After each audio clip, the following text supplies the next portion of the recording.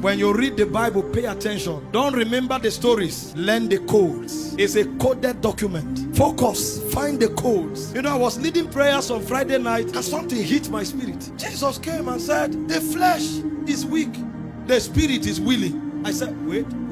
Lord, you too had a challenge of flesh. How come you were sinless? I thought only we had issues with flesh. What do you mean? The spirit is willing, the flesh. So nobody can give an excuse that flesh was what made me fall. And then he gave us a code. He said, pray that you fall not into temptation. I say, hold it. Are you trying to say every temptation I fell into because I chose to? So prayer is not just to talk to God. Prayer is to put flesh in check. Prayer is to make you rise above temptation. So the Christian walk is possible to be perfect. Anybody and everybody can live above temptation.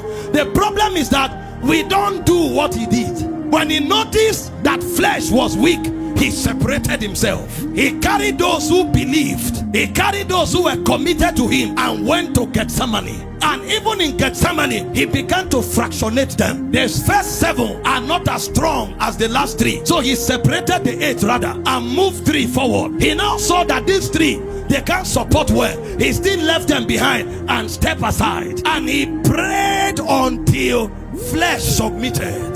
When he stood up, he walked up to those who came to arrest him. There was no fear. There was no contemplation. He spoke with audacity. Whom seek ye? They said, Jesus of Nazareth. He walked to them and said, I am he. They went back and fell.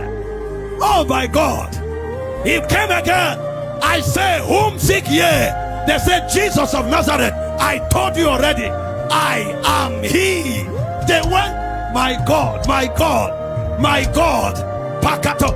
You know what that means?